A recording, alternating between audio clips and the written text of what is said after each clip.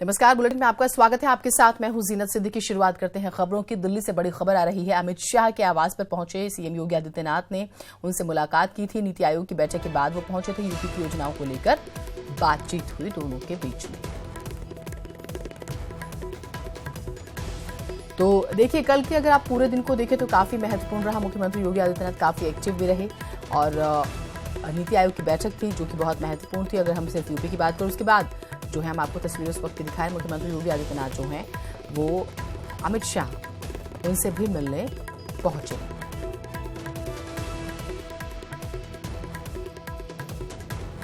ये तस्वीरें हम आपको उस वक्त की दिखा रहे हैं जब वो आवास पर मुलाकात करने पहुंचे थे।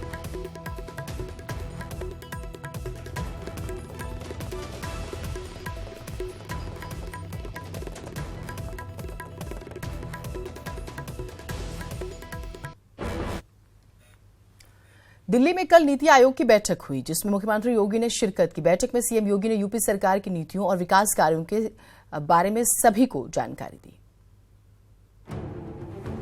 देश के सबसे बड़े थिंक टैंक यानी कि नीति आयोग की दिल्ली में बैठक हुई जिसमें पश्चिम बंगाल, पंजाब और तेलंगाना को छोड़ दें तो सभी राज्य के मुख्यमंत्रियों ने शिरकत की। मुख्यमंत्री योगी आदित्यनाथ ने भी इस बैठक में शिरकत की जिसमें सीएम योगी ने अपनी सरकार की उपलब्धियां और आगामी रणनीतियों के बारे में सबको जानकारी दी। बैठक में मुख्यमंत्री ने कहा कि यूपी सरकार सबका साथ और सबका विकास के लक्ष्य को लेकर चल रही है। प्रदेश में ई ट्रेडिंग की व्यवस्था लागू की जिससे व्यापार में पारदर्शिता बढ़ी है। साथ ही मंडी शुल्क भी कम किया जिससे किसानों और व्यापारी दोनों को फायदा हुआ है। यूपी सरकार की शिक्षा नीतियों को भी सीएम योगी ने सबके सामने रखा। साथ ही उन्होंने कहा कि शिक्षा के क्षेत्र में हमने बेहतर काम किया और आगे भी करते रहेंगे। गन्ना किसानों का मसला हमेशा से ही किसान और सरकार के बीच उलझा रहा है, लेकिन प्रदेश की सरकार ने नीति आयोग को बताया कि इस क्षेत्र में भी हमने ऐतिहासिक कार्य किया है। यूपी सरकार ने गन्ना किसानों का 68,463 करोड़ भुगतान कर दिया है। 50 लाख किसानों को डीबीटी के जरिए सीधे उनके खाते में रकम भेजी गई है। इस प्रदेश की चीनी मिलों में गन्ने के रिकॉर्ड पेराई भी हुई है जो पिछले साल की अपेक्षा कहीं ज्यादा है।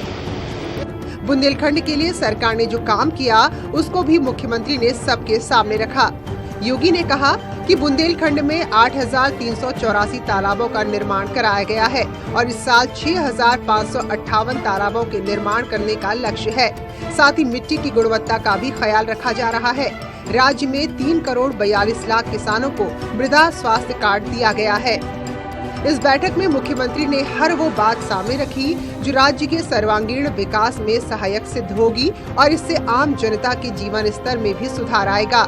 मुख्यमंत्री योगी के विजन और विकास कार्यों की सभी ने सराहना की। News 18 bureau. उधर दिल्ली में सीएम योगी आदित्यनाथ जो है वॉर मेमोरियल और पुलिस मेमोरियल जाएंगे। सीएम सुबह 10 बजे का जो वक्त है वॉर मेमोरियल जाएंगे और 10:45 पर पुलिस मेमोरियल भी जाएंगे मुख्यमंत्री योगी आदित्यनाथ।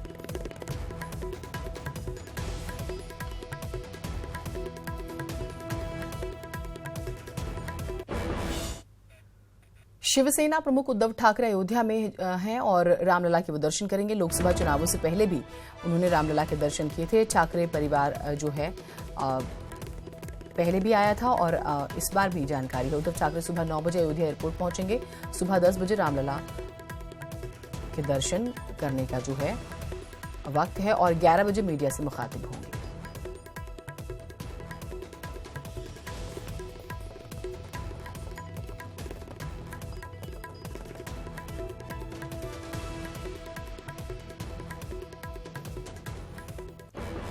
तो देखिए, लोकसभा चुनावों से पहले भी रामलला के दर्शन किए थे और अपनी जो इच्छा है वो जाहिर की थी, राम मंदिर बनना चाहिए। और एक बार फिर से जो है अब नतीजे तो आ चुके हैं और उसके बाद से जो है अब फिर अयोध्या में है और रामलला के दर्शन करेंगे। पिछली बार परिवार समेत थे, तो आज जो है 10 बजे का वक्त है और उसके बाद से 11 बजे जो है वो मीडिया से भी मुखातिब होंगे। तो सुबह 10 बजे वो रामलला के दर्शन करेंगे और 9 बजे जो है उनके पहुंचने का समय है कि 9 बजे वो पहुंच जाएंगे।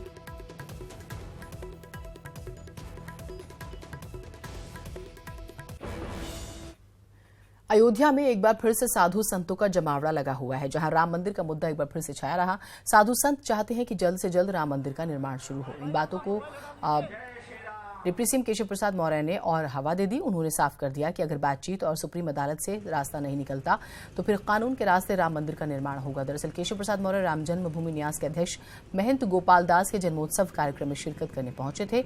उसके बाद उन्होंने राम मंदिर पर सियासी बयान दे दिया।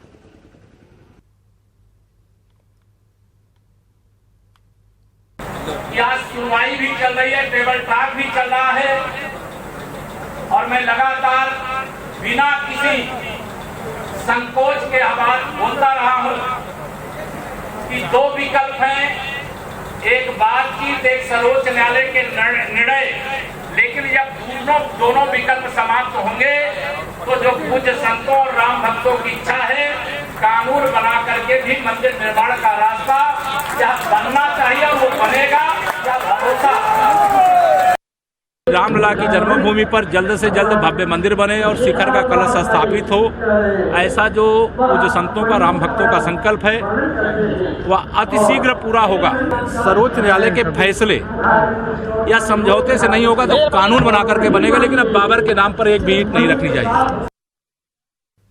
अखिलेश यादव ने कानून व्यवस्था को आधार बनाकर सरकार को घेरने का प्लान बनाया, लेकिन उन्होंने राज्यपाल का बहाना बनाया। देखिए।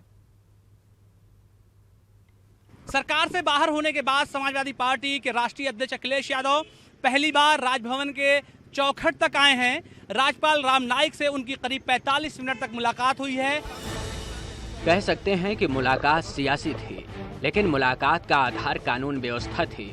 इतिहास पुराना था, उसी को आधार बनाकर अखिलेश यादव राजभवन पहुंचे थे। कि याद है ना, जब पिछली सरकार थी तो कानून व्यवस्था पर राज्यपाल साहब आप राय रखते थे और बताते थे कि क्या करना है क्या नहीं। हम जा रहे हैं वहाँ पर भाई, एक चैम्बर में बैठ कर के अधिवक्ता के यहाँ घटना हो जाए। आखिरकार कैसे ये सब घटनाएं हो रही हैं? अगर कोई जिम्मेदार है तो सरकार, और सरकार ने ही खुली छूट दी हुई है। ज्ञापन तो अखिलेश यादव ने कानून व्यवस्था की बिगड़ती हालत को लेकर राज्यपाल को सौंपा है और बताया कि किस कदर सूबे में आए दिन हत्या, बलात्कार, लूट जैसी जघन्य वारदात को अपराधी अंजाम दे रहे हैं और सरकार कुछ नहीं कर पा रही। सो समाजवादी पार्टी चाहती है कि राज्यपाल सरकार को नींद से जगा दे। हमें उम्मीद है कि महामहिम राज्यपाल सरकार को निर्देश भी दे सकते हैं, सरकार को जगा भी सकते हैं कि कम से कम अपराधी और जो जंगल राज उत्तर प्रदेश में बना है उसको नियंत्रण में लाएं। वैसे अखिलेश यादव ने बिगड़ती कानून व्यवस्था को लेकर जंगल राज कह दिया तो बीजेपी ने अखिलेश यादव को इतिहास के बहाने आईना दिखा दिया और कह दिया कि कौन नहीं जानता कि सूबे में समाजवादी सरकार के समय कैसा राम राज्य था। समाजवादी पार्टी, बहुजन समाजवादी पार्टी में अपराधियों को राजनीतिक संरक्षण दिया जाता था। हमारी सरकार में अपराधियों को चुन चुनकर पकड़ा जा रहा है। हाँ, निश्चित रूप से कुछ घटनाएं घटित हुई हैं, कई जगह आपसी रंजिश की घटनाएं सामने आई हैं, कई जगह कुछ बच्चियों के साथ दुष्कर्म की भी जानकारी है, तो कठोरता से हम लोग काम कर रहे हैं। मैं श्री अखिलेश यादव जी को इतना कहना चाहूंगा वो अपनी समाजवादी पार्टी संभालें, उत्तर प्रदेश की कानून व्यवस्था हम लोग संभाल लेंगे और जो अपराध करेगा उसको ठीक कर देंगे। हाल ही में सूबे की कानून व्यवस्था को लेकर सीएम योगी आदित्यनाथ ने समीक्षा बैठक की थी और अधिकारियों को सीधे निर्देश दिया था कि हर नागरिक की सुरक्षा सुनिश्चित होनी चाहिए।